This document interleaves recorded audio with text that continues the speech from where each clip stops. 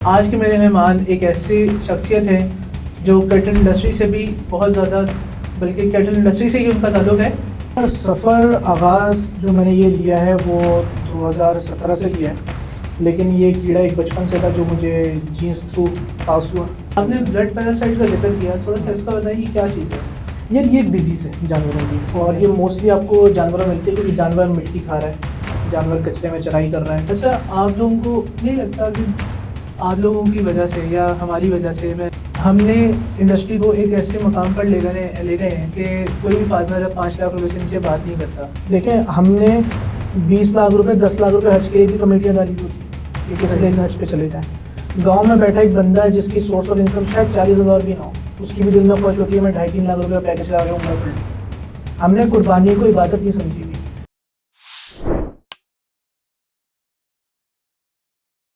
सुनते गानों को, देखती आंखों को मेरा सलाम। Welcome two of the club podcast powered by आइन फ्रेगरेंसेस। आज के मेरे मेहमान एक ऐसे शख्सियत हैं जो कैटल इंडस्ट्री से भी बहुत ज़्यादा, बल्कि कैटल इंडस्ट्री से ही उनका ताल्लुक़ है। थोड़ा सा जो है पाकिस्तान अंडर-19 क्रिकेट टीम से भी उनका ताल्लुक़ है, उसको भी रिप्रेजेंट कर चुके हैं। और मैं समझता हूँ किसी भी तारुफ़ के मोहताज नहीं है। शाहज़ान भाई, कैसे हैं आप? ठीक हैं? अल्लाह का शुक्र, आप ठीक हैं, खैरियत से हैं? अल्हम्दुलिल्लाह। शाहज़ान भाई, शुरू हम यहाँ से ही कर लेते हैं कि आपका इस शौक़ का जो सफ़र है वो कहाँ से शुरू हुआ?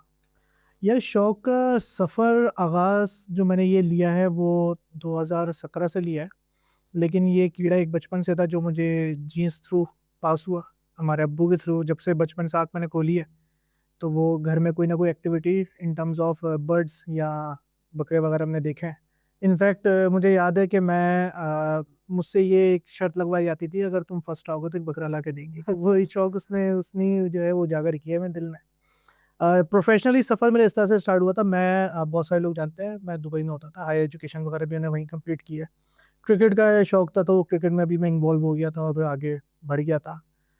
हुआ ये कि मेरे बोर्ड एग्ज़ाम्स वगैरह क्लियर हुए, उसके बाद फिर फाइनली मैंने डिसीजन ये लिया कि मैं पाकिस्तान मूव होऊँगा। ऑल्दो मैं स्पोर्ट्स की वजह से अल्हम्दुलिल्लाह कनाडा शिफ्ट हो रहा था, मेरा वीज़ा वगैरह सारे मामलात हो चुके थे। विंडसर यूनिवर्सिटी की तरफ से मुझे जो है ऑफ़र भी आ चुकी थी। बट फैमिली ने मुझे बहुत सपोर्ट किया जब मैंने अपना फ़ैसला बताया, क्योंकि उस टाइम मैं स्ट्रगल कर रहा था। एक फ़ेज़ आता है हर यंगस्टर के ऊपर, वो सोचता है ज़िंदगी में आगे करना क्या है। सही बात है। तो अल्लाह का लाख शुक्र ये है कि बहुत जल्दी मैंने एनालाइज़ कर लिया और उसका डिसीजन ले लिया कि ज़िंदगी में मुझे एग्ज़ैक्टली करना क्या है। तो बस उसके बाद फिर घरवालों ने मुझे मोटिवेट किया, उन्होंने बोला ठीक है तुम कैटल फार्मिंग करना चाह रहे हो। ऑल्दो एक्सपीरियंस नहीं था मेरे पास, सही। लेकिन जो थोड़े बहुत खेल कूद के मैंने पैसे बना लिए थे, जो वहाँ पे और जॉब्स करके मैंने पैसे बना लिए थे, और कुछ घर वालों ने फाइनेंस के तौर पे मुझे सपोर्ट कर दिया था, वो लेकर आया। और अल्हम्दुलिल्लाह बड़ी बात ये है कि मेरे फादर ने रिज़ाइन किया मेरी ख्वाहिश के पीछे। अच्छा। वो माशाल्लाह सीए क्वालिफाइड हैं, माबा कंपनी के माशाल्लाह। फाइनेंस के हेड थे। एक अच्छी जॉब थी, एक अच्छी लग्जरियस लाइफ थी हमारी। फिर वो छोड़कर हम लोग प्रॉपर्ली 2017 में यहाँ पे शिफ्ट हो गए और प्रॉपर्ली 2017 में मैंने काम ये स्टार्ट किया। सही है। अच्छा, ऐसा है कि आपका जो शौक़ का सफ़र है, आपने जो काम शुरू किया वो कट्टू के काम से आपने शुरू किया था लांडी में। कट्टू से कुर्बानी के माल के ऊपर आप आए, तो ये क्या इसमें कितनी मुश्किलात आपको देखनी पड़ी? यार कहने को हम लोग कट्टू बोलते हैं, उस काम को हम लोग बहुत डिग्रेड कर देते हैं, उस जानवर को भी बहुत डिग्रेड करते हैं। दरअसल काम सिखाता ही कट्टू है। अच्छा। देखिए नस्ल वाला लाके आप खड़ा कर दें और उसको 2 वक़्त का वंडा खिला दें, मैं समझता हूँ एक सब्ज़ी और रेडी वाला भी उसको पाल देगा। कट्टू में बहुत साइंटिफिकली बहुत चीज़ें ऐसी इन्वॉल्व होती हैं, बहुत, क्योंकि वो असल में वो खुराक का मारा हुआ होता है। जब वो खुराक का मारा हुआ होगा तो उसमें खून की भी कमी होगी। उसमें जब न्यूट्रिशंस की कमी होगी तो उसमें बैक ग्रोथिंग अच्छी नहीं होगी, उसकी बेस अच्छी नहीं बनी, तो यानी कि वो आपको अल्टीमेटली चैलेंज में डालता है। एक नस्लदार बच्चा है जिसने माँ का टाइम पे दूध अच्छा पिया, अब आप महँगा लेके ला के खड़ा तो कर देंगे, बेस ऑलरेडी बनी हुई होगी, सिर्फ़ खिलाना है और उसने पलना है। कट्टू आपको ऐसे इम्तिहान में डालता है कि आपको सिखाता है। कोई मोस्टली कट्टू जानवर ब्लड पैरासाइट के होंगे, मोस्टली जिगर में होंगे, चराई में चलते हैं तो ब्लड पैरासाइट, थैलेरिया वगैरह के इश्यूज़ आ ही जाते हैं। तब आपको चैलेंज आता है कि यार इसको सीधा कैसे करना है, वो जो सीधा करना होता है वो आपको सिखाता है। तो अल्टीमेटली काम में तो मुझे आना ही था टुवर्ड्स कुर्बानी, बट मैंने डिसाइड ये किया कि कट्टू जानवर पे इन्वेस्ट करूँ। एक तो सस्ते मिलेंगे, इन्वेस्टमेंट में क्वांटिटी ज़्यादा होगी और जब क्वांटिटी ज़्यादा होगी तो ज़्यादा से ज़्यादा माल आपको सिखाएगा। सही तो है। फिर मैंने इस तरह से आगाज़ किया। आपने ब्लड पैरासाइट का ज़िक्र किया, थोड़ा-सा हाँ। इसका बताइए क्या चीज़ है? यार ये एक डिज़ीज़ है जानवरों की, ठीक और है। ये मोस्टली आपको जानवरों में मिलती है क्योंकि जानवर मिट्टी खा रहा है, जानवर कचरे में चराई कर रहा है। ये खून की बीमारी होती है जिससे ग्रोथ हार्मोन्स डिस्टर्ब होते हैं, खून में कमी होती है, खून का गाढ़ापन होता है और खैर मामला बहुत सारे हैं, बारीकियाँ बहुत ज़्यादा हैं। ब्लड पैरासाइट को इन सिंपल वर्ड्स आप ये कह सकते हैं कि जानवर जो है खून का गंदा है, ठीक है, उसके खून को साफ आप करेंगे तो फिर जानवर उस पर ग्रो करता है। सही है। आपने अपना जो मेरा ख्याल है कुर्बानी के शौक का जो है, कुर्बानी के काम का जो आगाज़ है, वो लाडले से किया था और सॉरी बात काटो, नहीं लाडले से मैंने नहीं किया था, अच्छा, मैंने लाडला परचेज़ किया था 2020 में सही है, और 2023 में उसकी कुर्बानी की थी। मेरा कट्टू का काम चल रहा था 2017 से 2021 तक। ठीक है, और सिलसिला ऐसा था कि मैं कट्टू के जानवर परचेज़ करके पंजाब से लेकर आता था 30-35 माल, डायरेक्ट मैं कंपनी के अंदर स्लॉटर करवा देता था। सही है, एक तरफ ये कर रहा था, दूसरी तरफ मैं ये कर रहा था कि लॉट्स तैयार करता था कट्टू की। अच्छा, कट्टू का आगाज़ भी मैंने इसी वजह से किया था, जब मैं उस टाइम ना बच्चा फार्मिंग और कट्टा फार्मिंग बहुत ट्रेंड के अंदर आ रहा था हाँ, उस अरसे के यूट्यूब पर अंदर। हमें बहुत वीडियोज़ यूट्यूब पे बहुत प्रमोट होता है, बहुत सारे इन्वेस्टर्स इस काम के अंदर आ रहे थे, पंजाब से बहुत सारे यूट्यूब चैनल्स खुल रहे थे जो कि इन्वेस्टमेंट ओवरसीज़ की लेते थे। तो उधर से मैंने ये सीखा कि मैंने कहा यार ये काम अच्छा है, काम में अट्रैक्शन थी, तो मैंने डिसाइड किया कि मैं ये काम स्टार्ट करूँ। फिर जानवरों को करता ये था कि 3-3 महीने की फार्मिंग में डालता था। एवरेज 200 किलो के वज़न फैटनिंग के का काम फैटनिंग होता है। एवरेज 200 किलो के जानवर आते थे और उनकी टारगेट होता था कि 90 डेज़ के अंदर आपने इनको तकरीबन 300 प्लस सवा 300 केजी पे तैयार करना है। ठीक है, तो वो चीज़ करता रहा, उसी में फिर एक लाडला था। अब हुआ ये है कि थोड़ा-सा डाउनफॉल आया जो कि हर कारोबारी इंसान के ऊपर आता है। बिल्कुल, डाउनफॉल आया इन टर्म्स ऑफ फाइनेंस, बहुत लॉस हुआ, मुझे समझ नहीं आता कैसे करूँ, फार्म मैंने बंद कर दिया था। एक लॉट में लेकर आया पंजाब से जो कि तैयार जानवरों की लॉट थी और वो तकरीबन 300 किलो, 280 किलो इस तरह से वो जानवर थे, मतलब उन्होंने हाथों-हाथ हमको कटवाना था। तो 2-3 बच्चे मुझे ऐसे मिल रहे थे जो आपके लॉट की क्वांटिटी को कंप्लीट कर रहे थे, लेकिन वो उन तीनों को एक साथ लेना ज़रूरी था क्योंकि वो बंदा उनमें से 2 दे नहीं रहा था। उन्हीं में से एक लाडला था जो सबसे हल्का था सही है, और मुझे पता था सबसे हल्का उसने रिजेक्ट होना है। बट वहाँ पर जो बंदा था, जो वेंडर था, उसने बोला कोई मसला नहीं, मैं चला दूँगा, इसको भी साथ में काट लूँगा। ख़ैर, अब वो मैंने पैसे भी जो है ना वो मैं अब क्या बोलूँ, हमारी बड़ी हैं, मेरी नानी ने उल्टा सपोर्ट किया उस टाइम में, उस वक़्त में, कि उन्होंने अपना एयर बाय गोल्ड का बिस्किट सेल किया। उन्होंने अच्छा, बोला अच्छा, कि इतना तुम्हारे पास लॉस हो गया, तुम ये करो दोबारा से काम का आगाज़ करो। तो बस उन पैसों से फिर मैं जो है ना वो जानवर लेकर आया। फिर वहाँ कंपनी से कॉल आती है, भाई आपका तो एक बच्चा रह गया है और ये पता था कौन-सा रहा होगा। हाँ, फिर मैं पिक करने गया, उस टाइम तो बस मैंने अल्लाह ताला से बोला, यार अल्लाह ताला कैसी आज़माइश है, वैसे ही काम नहीं हो रहा, एक जानवर और बच गया, इसको लेकर कहाँ जाऊँ, फार्म भी बंद कर दिया, घरवालों को भी छुट्टी करा दी मैंने। अच्छा आपने काम खत्म कर दिया था। काम खत्म कर दिया था, वो जो एक सर्टेन अमाउंट मुझे दोबारा मिली थी उसको मैंने रीइन्वेस्ट किया, दोबारा रोलिंग चलाने के लिए। फिर बहरहाल उसने आज़माइश में डाला काफ़ी, लाडले ने, और मैं कहता हूँ उसकी आज़माइश से मुझे फ़ायदा इस तरह से हुआ कि अल्लाह ताला ने काम को दोबारा आगाज़ करवाया। जब लाडला बच गया था तो फिर मैं उसी सेम फार्म जो मैंने फार्म बंद किया था, उस बंदे से मैंने बात की, मैंने कहा यार एक बछड़ा मैं लेकर आ रहा हूँ, इसको यहाँ रखना है मैंने और इसको अगर आपने अपनी फीडिंग करानी है मैं उसकी कॉस्ट बेयर कर लूँगा, आप इसको रख लें। उसने मना कर दिया, उसने बोला अच्छा रेंट कब तक दे दोगे? मैंने कहा 2 से 3 महीने में आपको 3 महीने एक साथ रेंट दे दूँगा, लेकिन 2-3 महीने तक मैं नहीं दे सकता। लाडला मैं लेकर गया हूँ और उसके बाद जो है ना एक बंदा मेरे पास आता है, वो कहता है यार मैं अक्सर तुम्हारे फार्म के ऐसा चक्कर लगाता था। यहाँ पर तुम्हारे को 60-70 माल जो है ना ऐसे ही घूमता था डक के अंदर। तो तुम बछड़ों का काम करते हो और इधर तो सारे जो है ना सिर्फ़ गाय-भैंसों का काम करते हैं। मैं उस टाइम लांडी आर्मी बाग में मैं काम करता जी, था। तो खैर वो मेरे पास आया, उसने बोला भैंस कॉलोनी में मेरे पास कुछ 11 माल खड़ा हुआ है। वो जो है ना बेचने का माल है, लेकिन पाल तुम सकते हो क्योंकि यहाँ पर बछड़ों का काम सिर्फ़ क्वांटिटी में तुम ही कर रहे थे। सही, तो मैंने कहा ठीक है अब ले आओ। तो वो पहली दफ़ा एक कस्टमर मेरा बना था जिसने मेरे पास जानवर पलाई पे रखवाए थे। माशाल्लाह। तो वो 11 जानवर मेरे पास पलाई पे आए थे जिनकी मैं ₹10,000 पर मंथ चार्ज कर रहा था। 7 से 8,000 रुपए वो ये खा कौन रहे से थे। साल की बात है? ये मैं आपको बता रहा हूँ 2019 के बाद की बात बता रहा हूँ मैं आपको। जब 2000 लाडला आ गया था और 2019 का एंड चल रहा था जब मैं लाडला परचेज़ किया था, कंपनी से वापस आया। वो बन जब लाडले को मैं लेकर आया हूँ, उसके 1 हफ्ते बाद उस बंदे ने अप्रोच किया। उसके 11 जानवर मैंने ₹10,000 पर मंथ के हिसाब से मैंने पलाई पे रखे। तो जहाँ अभी मेरी ज़ीरो इनकम थी और मैं सोच रहा था या अल्लाह ताला एक बच्चा मैं एक और वापस लेकर आ गया, मैं उसको कैसे खिलाऊँगा, ना कोई गवाला है, ना कोई जगह रखने की। तो वहाँ अल्लाह ताला ने उसके नसीब का वसीला ये बनाया माशा कि फ़ी जानवर मुझे 2-3 हज़ार बच रहा था, तो 10 जानवर 11,000 जानवर के हिसाब से हो रहा 30-35 हज़ार रुपए में बच रहे थे। तो वो एक सिलसिला स्टार्ट हुआ, फिर वो जानवर उसने बोला बेचो। जब मैंने बेचा तो पर जानवर के हिसाब से मैं 50,000 प्रॉफ़िट अपना रखा और उनको बेचा। माशाल्लाह, फिर वो मज़ीद जानवर लेकर आया। बस करते-करते वो सिलसिला उसके थ्रू स्टार्ट हुआ और अल्हम्दुलिल्लाह फिर वो आगाज़ हो सही गया। है। तो अब हमारा सवाल वहीं पे है कि इस लाडला जैसा जो बछड़ा है, वो दोबारा तैयार होएगा? यार लाडला तो ख़ैर तैयार नहीं होगा, लेकिन लाडला पार्ट 2 अल्हम्दुलिल्लाह तैयार हो रहा है मेरी अच्छा, माशा 2027 की कुर्बानी के लिए।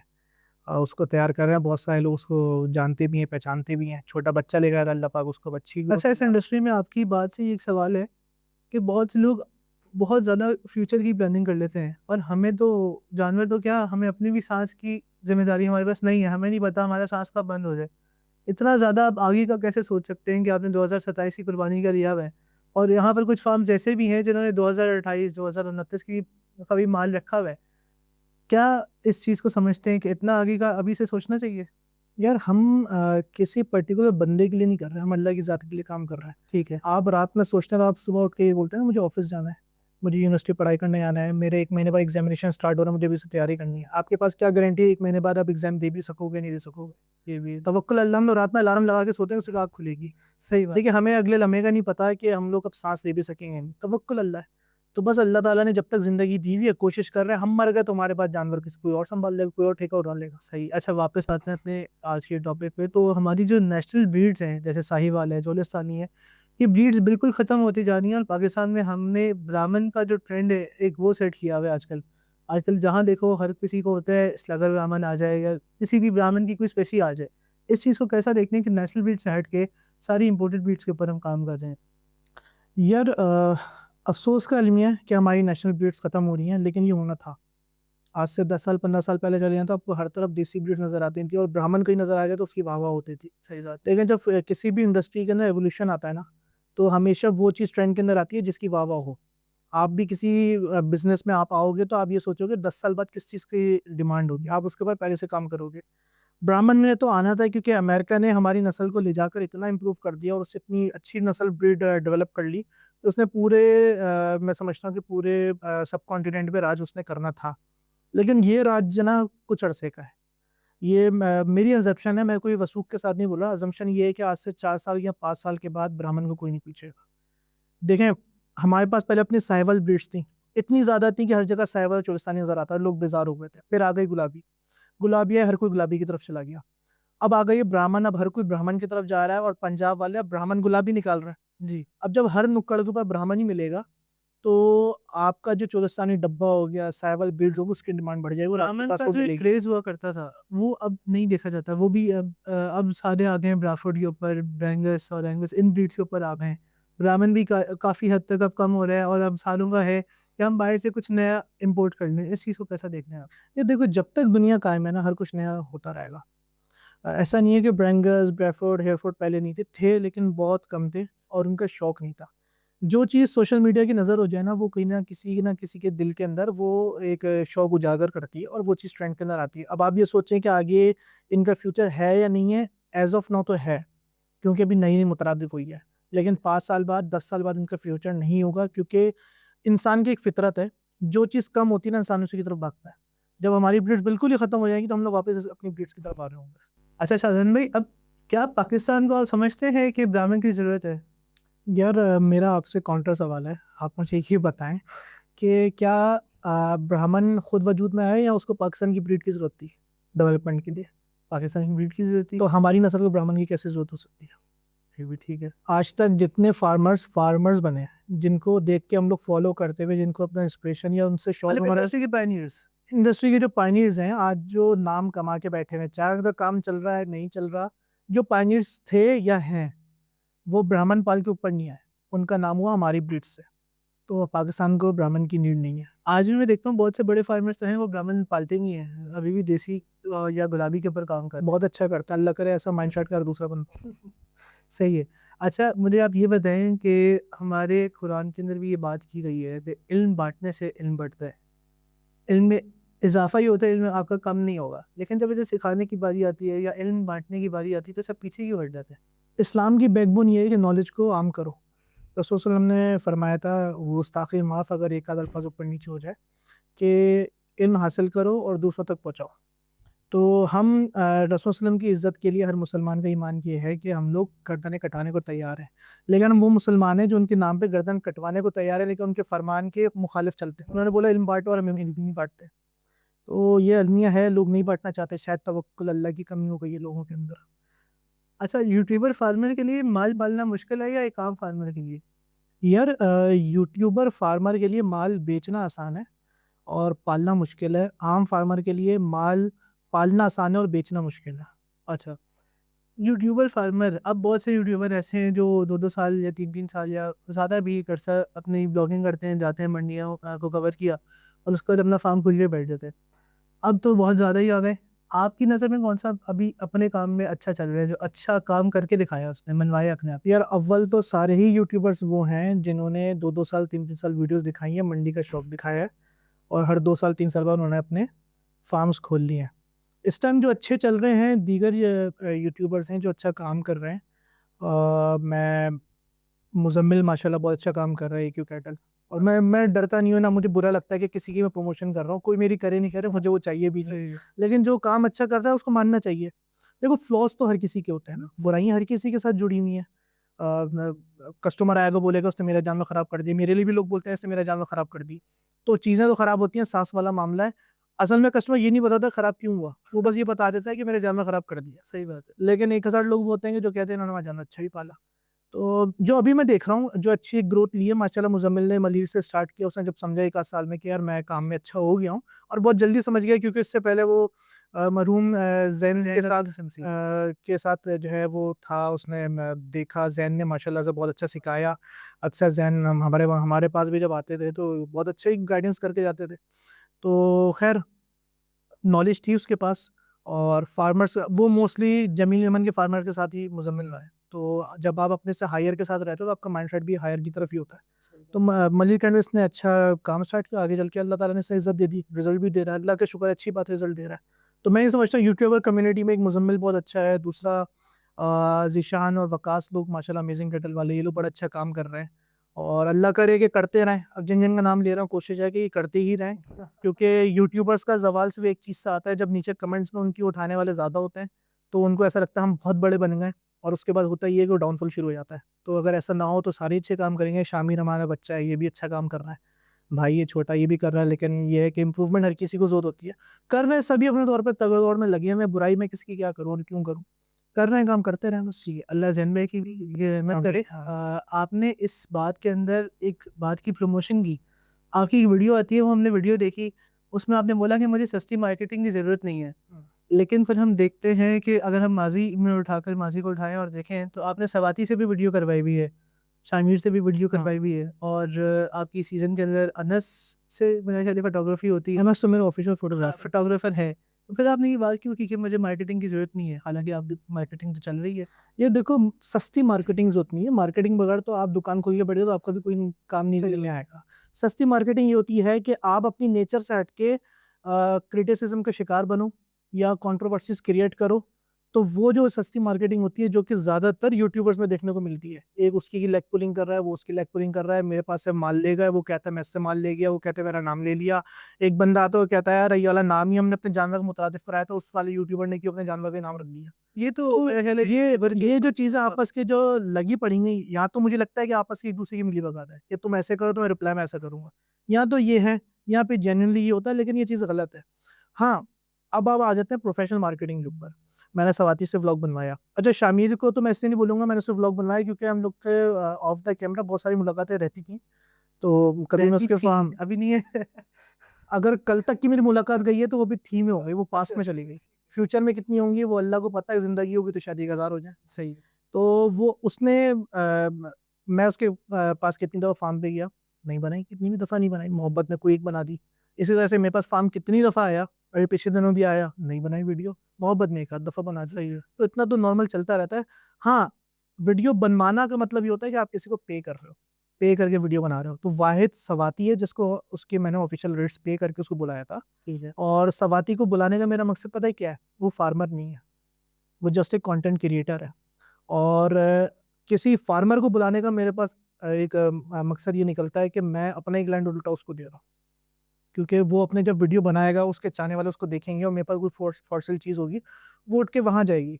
जो कि चली जाए इंडस्ट्री के लिए बुरा नहीं है, काम ही है वो। लेकिन मेरा काम ये है कि मैं करता ही अपने सिर्फ़ कुर्बानी वालों को, मैं अपने फार्म से बाहर कोई जानवर नहीं जाने देता। हाँ, पराई वाला उठा के ले जा लेकिन सेल में अपने किसी फार्म से बाहर किसी और बंदे को नहीं देता। सही। तो बस ये स्वाति से इसलिए गया कि मैं माशाल्लाह स्वाति को देख रहा हूँ मेहनत करता है, लोग उससे मुखालिफ बहुत हैं। और जब मैंने वीडियो बनाई लोगों ने बोला इससे क्यों बनवाती वीडियो?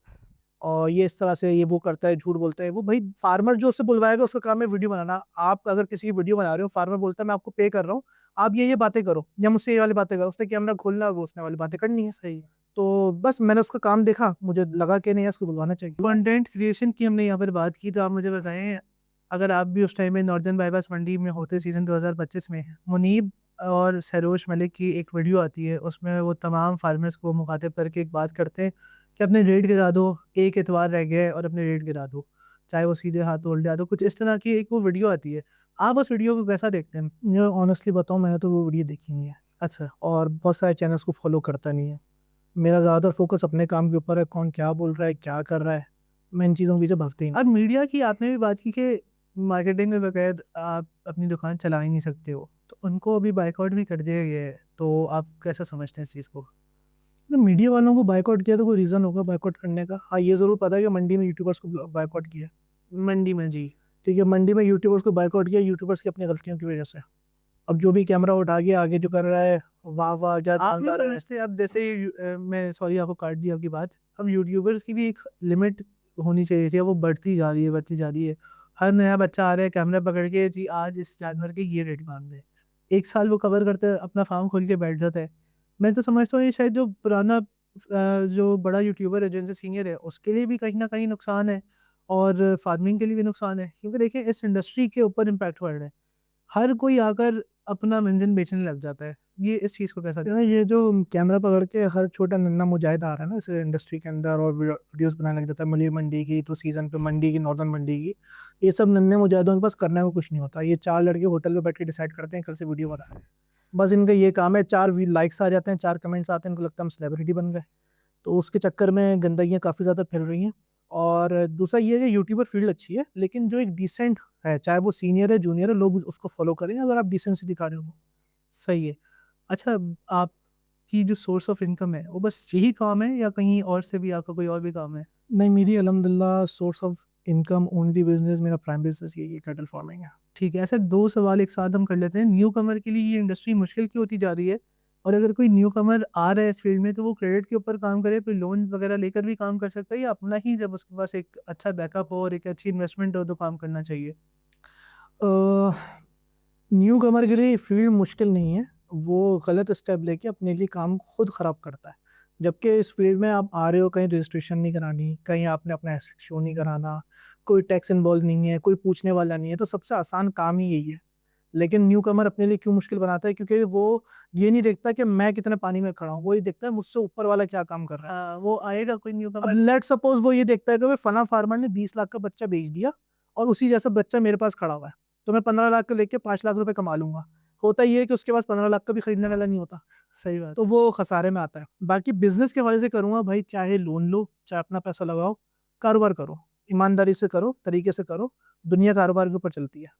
हर चीज़ को चलने में थोड़ा वक़्त लगता है, यही बात है। हम असल में कोई भी न्यूकमर आता है, वो ये बोलेगा कि मैं आते साथ ही 1 हफ़्ते के अंदर आदम सुरती बन जाऊँ। वो आदम सुरती के काम को देखेगा, उसके पीछे जो उसकी स्ट्रगल है, वो नहीं देखेगा। एक ये बात बहुत ज़्यादा मायने रखती है, नए जो भी काम करने आ रहे हैं, उनको एक ये बात मेरा ख़्याल है, अपने दिमाग में बैठा लेनी चाहिए कि कोई भी अगर बड़ा फार्मर है, सिर्फ़ आदम भाई नहीं है, जैसे आप हैं, आपकी भी एक स्ट्रगल है। आपने भी इस इंडस्ट्री को 10 साल से आप इधर काम कर रहे हैं, तो 10 साल में आपने ये नाम बनाए हैं। और आज जो है, जो भी आप सर्व कर रहे हैं इस इंडस्ट्री को, वो आपकी 10 साल की मेहनत है। आप 1 साल में कोई भी मेरा नहीं ख़्याल आपको कम्पीट कर सकता है। या उसके पास बहुत ज़्यादा नॉलेज हो या वो सीख कर आया हो तो ये काम कर सकता है। यही बात है कि अगर आपका तवक्कल हो अल्लाह के ऊपर और अगर आप सब्र से काम लें तो इंशाल्लाह आप आगे बढ़ सकते हैं। देखिए, आदम सूरती आदम भाई क्यों इस मुकाम के ऊपर हैं? क्योंकि उन्होंने एक अरसा दिया हुआ है ना। आदम भाई हो गए, एक कोई भी बड़ा फार्मर, लेट्स सपोज़ मैं डी कैटल की वजह से कहता हूँ, मास भाई हो गए या जमाल कैटल हो गए या फाइन हो गए। इन लोगों ने एक वक़्त दिया है, इन्होंने रिज़ल्ट्स दिखाए हैं, उस रिज़ल्ट्स के पीछे स्ट्रगल की है। इन लोगों के भी कोई ना कोई उस्ताद रह चुके हैं। सही बात। फिर हम लोग जैसे लेट्स सपोज़ आमिर दिलपसंद भाई की हम लोग बात करते हैं। आज लोग उनको लेजेंड क्यों बोलते हैं? उसकी वजह ये है कि उन्होंने अपना लोहा मनवाया है। जो फार्मर आज मौजूद है उसने अपना लोहा मनवाया। ये लोग पायनियर्स बने इस इंडस्ट्री के। अब कल का एक लौंडा आके आज फार्म ओपन कर लेता है और वो बोलता है कि अब मैं 1 साल में इतना बड़ा बन जाऊँ, इन सबको कॉम्पीट कर दूँ, ऐसा पॉसिबल नहीं है। अल्लाह की कुदरत आपको इजाज़त नहीं देगी करने को। अच्छा, कुर्बानी लवर्स जो है वो आपको बहुत ज़्यादा पसंद करते हैं। इसके पीछे क्या राज़ है? यार, राज़ तो मुझे भी नहीं पता क्या है, शायद मैं स्ट्रेट फॉरवर्ड हूँ, शायद मैं काम सिर्फ़ कुर्बानी वालों को करता हूँ, शायद मैं हर किसी के साथ ट्रेडिंग नहीं करता। या शायद ये वजह हो सकती है कि मैं हमेशा एक चीज़ को मानता हूँ कि आप एज़ अ फार्मर या एज़ अ बिज़नेसमैन, आपका हाथ हमेशा देने वाला, बाँटने वाला हो, ना कि माँगने वाला हो। अगर आप डिलीवर करना जानते हैं और अगर आप अपने कुर्बानी कस्टमर्स को डिलीवर करना जानते हैं, तो कुर्बानी कस्टमर्स आपको पसंद करेंगे। सही है। अच्छा, इसी के रिलेटेड हम पहले बात कर लेते हैं। 2 तरह के दूध आते हैं इंडस्ट्री में यूज़ करने के लिए, एक तो बटर मिल्क आ जाता है और एक बफलो मिल्क आ जाता है, ताज़ा भैंस का दूध। दोनों में से बेहतर कौन-सा है? सबके अपना माइंडसेट है। जो दूध गाय का या भैंस का इस्तेमाल करता है वो कहता है इस पे जानवर अच्छा खुलता है। जो पाउडर मिल्क इस्तेमाल करता है वो कहता है इस पे जानवर अच्छा पल रहा है। आप तो कौन सा यूज़ डिपेंड। करते हैं? मैं पाउडर मिल्क यूज़ करता हूँ। ठीक है। अ, और आप सेल भी करते हैं गालिबन? मैं सेल भी करता हूँ पाउडर मिल्क। शाहज़ाद भाई, आपने माज़ी के अंदर पाकिस्तान की अंडर 19 क्रिकेट टीम को भी रिप्रेज़ेंट किया है। वो सफ़र कैसे आपका शुरू हुआ और अब क्यों ख़त्म हो गया? ये क्रिकेट का तो कीड़ा हर पाकिस्तानी में होता है। लेकिन ये है कि वहाँ पे फैसिलिटीज़ कुछ स्पोर्ट्स की अच्छी हैं और वहाँ का जो रूटीन है दुबई का, वहाँ पर आपके पास या तो पढ़ाई है या नौकरी है। इसके अलावा कोई भी अगर डिफरेंट एक पाकिस्तानी के लिए एक्टिविटी बचती है, वहाँ पे क्रिकेट बचती है। क्रिकेट वहाँ पे बहुत होती है, अकेडमीज़ हैं। तो स्कूल टीम के अंदर मैं सेलेक्ट हुआ था, स्कूल टीम से कॉलेज टीम में गया, कॉलेज टीम ने मुझे रिकमेंड थोड़ा-सा आगे एकेडमिक क्रिकेट के अंदर कर दिया था। उसके बाद यू इंटरनेशनल टीम के ट्रायल्स हो रहे थे, वहाँ पे मैंने ट्रायल्स दिए। फास्ट बॉलिंग करता था, आकिब जावेद और मुदस्सिर नज़र हेड कोचेस थे ये लोग। अच्छा, अच्छा। तो आकिब जावेद ने मुझे सेलेक्ट किया था, उसके बाद आकिब जावेद ने काफ़ी काफ़ी मुझे सपोर्ट किया। पाकिस्तान अंडर 17 की टीम्स वहाँ पर आती थी और हमारी यूएई की टीम के साथ मैचेस होते थे। तो मुझे वहाँ पे फिर इन्होंने जो ना अंडर 17 के मैचेस कुछ खिलवाए, जो कि इंग्लैंड लायंस के खिलाफ थे। उसमें अच्छी परफॉर्मेंस थी। वेस्ट इंडीज़ की टीम थी अंडर 19, अंडर 17 टीम के साथ खेला। अच्छी परफॉर्मेंस थी। जब मैं थोड़ा-सा एक एक्सपोज़र के अंदर आया और देखा कि यंग लड़का है, 15-16 साल की एज में बहुत अच्छी बॉलिंग कर रहा है, स्विंग अच्छी है उसके पास। तो मुझे खुद ब खुद मौके मिलते रहे, लेकिन मैंने पाकिस्तान अंडर 19 को इंटरनेशनली इस तरह से रिप्रेज़ेंट नहीं किया कि जो टीवी पे मैचेज़ होते हैं, अनऑफिशियल मैचेज़ का हिस्सा था। और क्वेटा ग्लैडिएटर्स में मेरा अल्हम्दुलिल्लाह माशाल्लाह नाम आ गया था सीज़न 1 में। अच्छा, आप जब बहुत सारे ओवरसीज़ प्लेयर्स ने बायकॉट कर दिया था पाकिस्तान आने से, जब सीज़न 1 का फाइनल था लाहौर में। तब ईसीबी यानी कि एमिरेट्स क्रिकेट बोर्ड्स के साथ रुजू किया था, जिसमें आकिब जावेद साहब ने हम 3-4 प्लेयर्स का नाम रिकमेंड किया था इमर्जिंग प्लेयर्स के अंदर। तो इन द एंड हुआ ये कि साउथ अफ्रीका से 2-3 लड़के वगैरह जमा हो गए थे जो उनकी डोमेस्टिक क्रिकेट खेलते थे। उन्होंने फिर कोयटा ग्लैडिएटर्स में अपना इनपुट दिया और फिर वो आगे निकल गए। अच्छा, आप फिर नहीं आए आगे हम क्रिकेट फिर के नहीं लिए। आए। ठीक है। अच्छा, डल्फा के ऊपर बात कर लेते हैं, बहुत एक अच्छा काम कर रहे हैं हारिस भाई वगैरह। मुझे बताएँ, डल्फा कैटल शो तकरीबन 4 सीज़न्स हो चुके हैं, लेकिन हमने आज तक हस्बी कैटल फार्म को अपने जानवर डिस्प्ले करते हुए नहीं देखा। इसकी क्या वजह है और कभी फ्यूचर में जाएँगे आप? ये फ्यूचर का मुझे नहीं पता। देखो, वक़्त के साथ-साथ ना इंसान का माइंड बदलता रहता है। आज मैं बोलूँ कि मैं नहीं जाऊँगा, क्या पता कि कोई ऐसा सिचुएशन हो कि मुझे जाना, उस टाइम बेनिफिट लगे। हर बंदा अपने बिज़नेस के लिए काम करता है। अच्छा, मेरा माइंडसेट जाने का क्यों नहीं? देखो, डेल्फा एक बहुत अच्छी ऑर्गनाइज़ेशन है। बहुत अरसे के बाद किसी ने तो आवाज़ उठाई कि फार्मर के लिए ये करना है, वो सही बात करना है। है। आगे कितना काम होता है वो एक अलग चीज़ है, उसके ऊपर हम लोग नहीं जाएँगे। डेल्फा मैं क्यों नहीं जाता? अब मेरा सवाल ये है कि मैं क्यों जाऊँ? क्योंकि मैं कुर्बानी वालों के लिए काम कर रहा हूँ। लेकिन डेल्फा उसके लिए अच्छा है जो फार्मर्स टू फार्मर ट्रेड कर रहा है।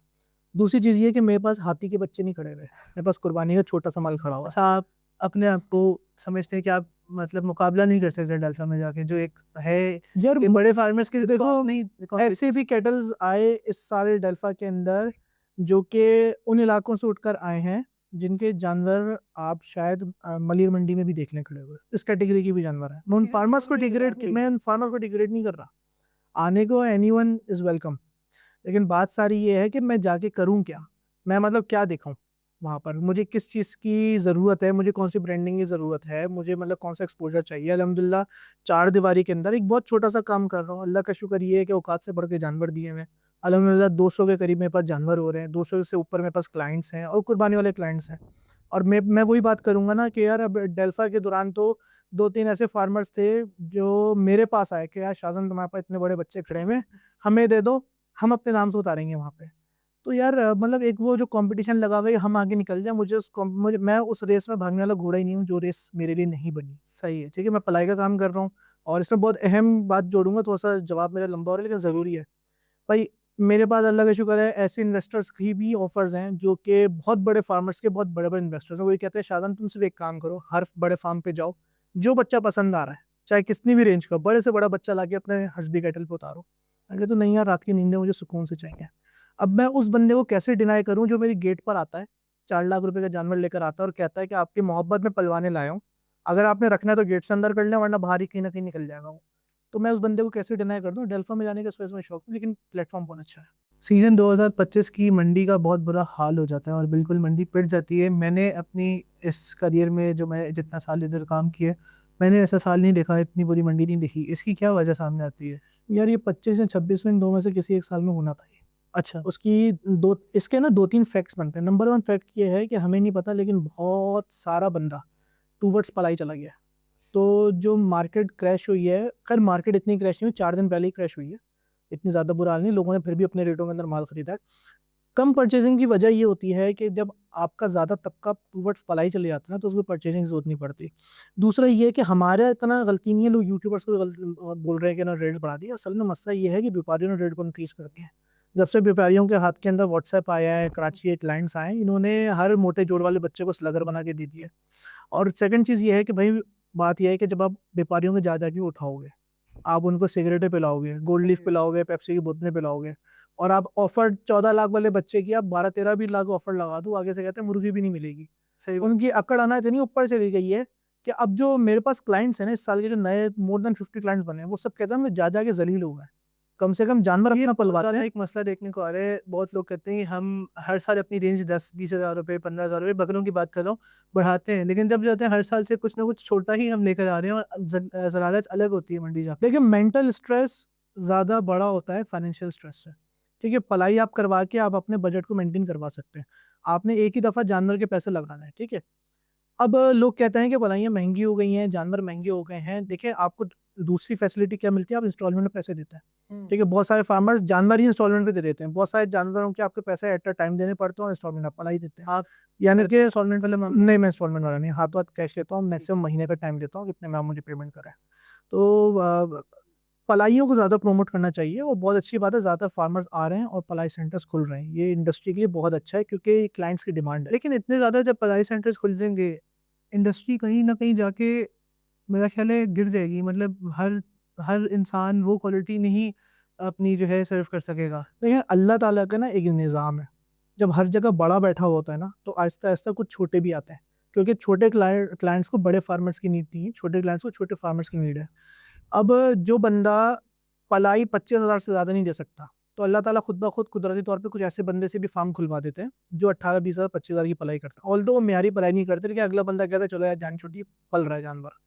इसी तरीके से जो आप बात करें ना कि कहीं न कहीं ब्रेक ना आ जाए इंडस्ट्री के अंदर, ब्रेक नहीं आएगा। उल्टा मैं समझता हूँ कि जितने नंबर ऑफ क्वांटिटी फार्मर्स की बढ़ेगी, उतने नंबर ऑफ क्लाइंट बढ़ेंगे क्योंकि अभी भी ऑलमोस्ट 50% कराची का तबका वो है जो मंडियों के रुख करता है। लेकिन आप भी क्योंकि बहुत टाइम से काम कर रहे हैं, आपने भी इस चीज़ को देखा होगा। बहुत सारा कुर्बानी वाला ऐसा था जो अब खुद फार्मर बना हुआ है। जो बड़ा कुर्बानी करता था, वो अब खुद फार्मिंग की तरफ आ गया है। कोई गलत नहीं है, अगर वो खुद गलत नहीं कर रहा, नहीं, तो गलत गलत मैं कैसे गलत होगा? सही की तो बात ही नहीं कर रहा। मैं कह रहा हूँ जब कस्टमर ही आपका ख़त्म हो रहा है। अभी आपने इस साल भी देखा कि माल फार्मर्स का भी बहुत सारा रुक गया। जब आपका कस्टमर ख़त्म हो रहा है और फार्मर आता रहेगा तो कहाँ जाएगा माल? अच्छा, फार्मर का माल तो फार्मर की गलती कैसे रुकता है ना। अब मैं अपनी बात करूँ, मेरे असूलिया में पूरा साल ट्रेड करता हूँ। अगर मैं अपनी अनाज के ऊपर स्टैम्प लगा के बैठ जाऊँ कि मैं बेचूँगा इस सीज़न के ऊपर, फिर तो अल्लाह अल्लाह खैर सल्ला वाला काम है ना। अब मुझे एक बंदा आ रहा है पूरा साल, वो कह रहा है मुझे 20 लाख का बच्चा दो और मैं बोलूँ नहीं 30 लाख का टाइम पे बेचूँगा। गलती मेरी, उसकी है, वो 20 लाख का कहीं और से जाके ले लेगा। आप अपनी ट्रेडिंग को बढ़ाएँ बस। अच्छा, इसी में हम बात कर लेते हैं क्योंकि भलाई की बात हो रही है। तो जानवर नस्ली हो सिर्फ़ तभी पलता है या अगर कट्टू के ऊपर भी मेहनत की जाए तो पल जाता है? क्योंकि आपकी आपकी ही बात है कि जिगरा बड़ा करो और कट्टू का जानवर पालो। असल में नस्ल वाला जानवर आपको तंग नहीं करेगा ना, तो कट्टू के ऊपर तो आपको जिगरा बड़ा करना ही पड़ेगा। लेकिन नस्ली जानवर के ऊपर आप जितना इन्वेस्ट करते हो आपको उतना ही वो रिज़ल्ट देता है। कट्टू के ऊपर तो नहीं है। कट्टू का बदला आप लेंगे लाख सवा लाख रुपए का। 4 लाख रुपए लगा भी देंगे तो मेरा ख़्याल है साढ़े 3-4 का ही बच्चा खड़ा होगा आपका 5 लाख रुपए लगाने के बावजूद। यही अगर आप किसी अच्छे नस्ली जानवर के ऊपर 8 लाख रुपए भी लगाएँगे तो वो आपको आउटपुट देगा। 8 लाख रुपए लगाने के लिए 8 लाख भी चाहिए होते हैं। ठीक है। ठीक है, आप अल्लाह पाक ने नस्ल वाले को हमेशा कम नस्ल के ऊपर फ़ौक़ियत दी है। ठीक है, उसके अंदर क्वालिटीज़ होती है, पोटेंशियल होता है, वो ज़्यादा इंक्रीज़ करता है। लेकिन बात ये है कि जो एक बंदा मेरे पास आ रहा है कि यार नस्ल वाला आपका 10 लाख का खड़ा हुआ और एक 4 लाख का जानवर खड़ा हुआ है। वो 4 लाख रुपए वाला लेकर आ रहे हैं और हर फार्मर का गेट बंद है कि हम नहीं पाल सकते, कि वहाँ पर सारा माल नस्ली खड़ा हुआ है, लोग क्या बोलेंगे बीच में कट्टू खड़ा किया हुआ है। वो फिर मेरे पास आ रहा है। मैं अपने जी जान लगाकर मैं उसको सेट करके दे रहा हूँ, अच्छा तैयार करके दे रहा हूँ और वो उसमें मेरी कोई बड़ी बात नहीं, वो अल्लाह करवा रहा है मुझसे। अगर तुम मुझे किसी चीज़ के अल्लाह पाक ने सिलेक्ट कर लिया है, तो मैं मतलब मुझसे एक काम अल्लाह ताला ले रहा है, तो मुझे क्या ज़रूरत पड़ी है मैं दूसरे फार्मर्स को देखूँ या वो सिर्फ़ नस्ल वाला पाल रहा है। अल्लाह का शुक्र ये है कि एक जमीन मेमन कॉलोनी के अंदर एक बंदे को ट्रस्ट है कि यार हस्बी कटल ऐसा प्लेटफ़ॉर्म है कि वो कट्टू माल भी पाल देगा, तो लोग लाकर देते हैं मुझे और मुझे शौक है तो मैं पालता हूँ, इस वजह से बात करता हूँ कट्टू पालना है, कट्टू में कट्टू रिज़ल्ट जानवर आ पालना जाता है। है? हर चीज़ पे रिज़ल्ट आता है। आप अच्छा खिलाओगे, अच्छा खिलाने वाले बनोगे, रिज़ल्ट हर किसी पे आएगा। सही है। आपने पहले भी बात की कि आप कनाडा कभी आपका हुआ, आपको स्कॉलरशिप मिली, आप मूव हो सकते थे। अगर कल को आप कहीं शिफ्ट हो जाते हैं पाकिस्तान से बाहर और आप किसी न किसी वजह से हस्बी कटल को ख़त्म कर देते हैं, बंद कर देते हैं, लेकिन आप अपना शौक तो करेंगे। तो आप कौन से फ़ार्म के ऊपर जाएँगे और अपना वहाँ पर अपना माल पालने के लिए देंगे उसको? तो देखो, एक तो जो ओवरसीज़ बंदा सैक्रिफाइसेस देकर अपने मुल्क के लिए वापस आता है ना, फिर दोबारा वापस जाता नहीं है। अच्छा, ठीक है। और अगर इन केस कभी, खैर ये बहुत अनइमेजिनेबल बात है, लेकिन अगर मैं चला गया और हस्बी के फार्म को ख़त्म करना पड़ा, सब लपेट दिया मामला, तो और एक जानवर मुझे अपने शौक का पलवाना पड़ा, तो मैं उस बंदे से पलवाऊंगा जिसकी नीचे मेरी ऐसी होगी। मैं नाम के पीछे नहीं जाऊँगा, ना मैं सस्ती पलाई के पीछे जाऊँगा। जो मेरी तरह स्ट्रगल फेस के अंदर होगा, जिसको मेरी नीड होगी, जो कहेगा यार आपका इतना एक्सपीरियंस है, उस एक्सपीरियंस से मैं ग्रो करना चाहता हूँ, उसको मैं अपना जानवर दूँगा, वही मेरा जानवर पालेगा, बस। अच्छा, ठीक है। मतलब आप किसी भी पायनियर के पास नहीं जाएँगे, आप किसी ऐसे बंदे के पास जाएँगे जिसको आप सिखा भी सकें और उसकी नेचर आपकी जैसी जो मेरे हो, एक्सपीरियंस अच्छा का काम फ़ायदा करे। ले सके और जो ठीक है, अच्छा बन सके। वो तो चलें आपकी ही मर्ज़ी है। अच्छा, आप लोगों को नहीं लगता कि आप लोगों की वजह से या हमारी वजह से, मैं अपने आप को भी चलें इसी में शामिल कर देता हूँ, हमने इंडस्ट्री को एक ऐसे मकाम पर ले गए हैं कि कोई भी फार्मर अब 5 लाख रुपए से नीचे बात नहीं करता और जो इंसान हमारे पास 1.5 लाख रुपए, 2 लाख रुपए या 3 लाख रुपए का भी जानवर लेने आता था, उसका शौक मर गया। शौक नहीं मरा, जिसका दिल छोटा है उसने अपना शौक खुद मारा है। देखें, हमने 20 लाख रुपए, 10 लाख रुपए हज के लिए भी कमेटियाँ डाली होती हैं कि किसी सही तरीके से हज पे चले जाएँ। गाँव में बैठा एक बंदा है जिसकी सोर्स ऑफ इनकम शायद 40,000 भी ना हो, उसकी भी दिल में ख्वाहिश होती है मैं 2.5-3 लाख रुपए का पैकेज करा के उम्रा कर लूँ। हमने कुर्बानी को इबादत नहीं समझी हुई। मैं आपसे एक सवाल करता हूँ, आप अपनी ज़िंदगी में ग्रो करना चाहोगे तो भले आपका फाइनेंस कम हो, आपकी सोर्स ऑफ इनकम बहुत कम हो, लेकिन आपके दिल में क्या ख्वाहिश होगी कि यार अगर अल्लाह ताला ने अभी मुझे मेहरान दी हुई है या ऑल्टो दी हुई है तो मैं सिविक या उससे बड़ी गाड़ी के ऊपर जाऊँ। ख्वाहिश होगी? सही है वो। अब अगर आपका दिल करेगा आप एफर्ट्स भी करोगे। थोड़ा-सा सोर्स ऑफ इनकम इंक्रीज़ होगी तो आपका लाइफ़स्टाइल चेंज होगा। ठीक है? जो बंदा 2 लाख रुपए की कुर्बानी पे रुका हुआ है और अल्लाह पाक ने उसके जेब में 2.5 लाख रुपए, 3 लाख रुपए पर मंथ डाले हुए हैं, वो ईज़िली कमेटी डाल के वो 20 लाख रुपए का भी जानवर ले सकता है। मैं नहीं कहता 20 लाख के ऊपर जाओ। असल में जो हमारी ख्वाहिशात टुवर्ड्स दुनिया की तरफ चली गई ना, दुनिया की तमाम आसाइशों के लिए हम जो स्ट्रगल करेंगे, एक अच्छी कुर्बानी के लिए स्ट्रगल नहीं कर रहे। क्यों? क्योंकि उस समय कोई रिटर्न नहीं है ना, एक दफ़ा 10 लाख का जानवर कुर्बान कर दिया, वो तो चला गया, पैसा वापस कैसे लेकिन आएगा? वो तो एक शौक-शौक की भी फिर बात आ जाती है कि आप 10 लाख रुपए का जानवर ले रहे हो या 2 लाख रुपए का ले रहे हो। लेकिन फिर भी हमारा सवाल तो वहीं आ जाता है ना, तो जिसकी 1.5 लाख रुपए वाली रेंज थी, वो तो बिल्कुल मर गया ना। तो इस चीज़ को हम कैसे बेहतर कर सकते हैं? आप भी फार्मर हैं, मैं भी एक काम कर चुका हूँ। तो आप बताएँ इस चीज़ को हम कैसे बेहतर करें हम नहीं अपने कर शौक सकते। को? ठीक है। किसी भी तरीके से देखो, दुनिया बहुत आगे चली गई है, एक्सपेंसेस बहुत आगे चले गए हैं। आप मरे से मरा जानवर अगर फार्म पे आप खुद ही अपने जेब से लगाते हैं, मरे से मरा हल्की सी खुराक में भी, तो 30,000 रुपए का आप खिला देंगे। जी। तो साल का तो 3 लाख रुपए प्लस वो वैसे ही खा रहा है, तो आप उसको 1.5 लाख रुपए में कैसे किसी को दे सकते हैं? अब 1.5 लाख रुपए वाले को खुद देखना होगा कि मैं कितना कमिटेड हूँ टुवर्ड्स अल्लाह की राह में कुर्बानी करने में, मैं कितना ऑनेस्ट हूँ। क्योंकि 1.5 लाख रुपए वाला बैठकर ये तो सोच रहा है कि मुझे 18-20 लाख रुपए की गाड़ी निकलवानी है। वो ये क्यों नहीं सोच रहा कि मुझे 5-6 लाख रुपए का जानवर भी कुर्बान करना है, वो 1.5 लाख पे ही क्यों रुका हुआ है? लेकिन गाड़ी तो इंस्टॉलमेंट पे आ जाएगी, जानवर नहीं आएगा। जानवर भी 1.5 लाख रुपए का क्यों नहीं आ सकता इंस्टॉलमेंट पे? आप ऐसे 2 लाख रुपए का जानवर लें, ठीक है, मिलते हैं। 2 ठीक लाख रुपए का आप जानवर परचेज़ करें, आप उसको 2 साल पलवाएँ, उसको साल पलवाएँ, आप 20-25 हज़ार नहीं, रुपए निकालें आपने उसके। 2 लाख रुपए का जानवर तो ले लिया, लेकिन आपको 2 लाख रुपए तो देने हैं ना? भई आपने जो 2 उसके लाख पीछे रुपए देने हैं, तो आज के ज़माने में 2 लाख रुपए देना इतनी बड़ी चीज़ नहीं है। देखो, लेकिन जिसके जिसकी सैलरी 50,000 रुपए महीने की, वो क्या करे? तो वो जिसकी सैलरी 50,000 रुपए महीने की है, वो 50,000 रुपए से ऊपर का कोई काम करे। वो कोशिश करे अपनी सोर्स ऑफ इनकम बढ़ाए, वो इन चीज़ों को सेकेंडरी रख दे। इस्लाम ने भी आसानियाँ दी हैं मुसलमानों के लिए कि जिसकी इस्तिताअत नहीं बन रही, उस पे कुर्बानी कोई वो फ़र्ज़ नहीं है, और जिसकी इस्तिताअत है सिर्फ़ वही कुर्बानी करता है। बहुत ठीक अच्छी है? बात आपने कर दी। हम इसी को आगे ले जाते हैं। इंडस्ट्री के अंदर मार्केट की अगर हम बात कर लें, तो मार्केट में मंजन से ज़्यादा माल से ज़्यादा मंजन बिकता है। उसकी क्या वजह है? ये अलमिया कौम का है, बेचने वाले का नहीं है। ठीक है। क्योंकि ये कौम मंजन पे ही बिकती है। इस कौम को जो है ना मंजन चाहिए होता है, जो अच्छा मंजन बेचेगा कौम खुद उसकी तरफ जाएगी। जी, कौम आ जाए उसकी तरफ जो ऑनेस्ट काम कर रहा है। ऑनेस्ट काम करने वाले को हर कोई टारगेट करता है, और जो चीख-चीख के माल बेच रहा है उसके पास सब जाते हैं। ठीक है।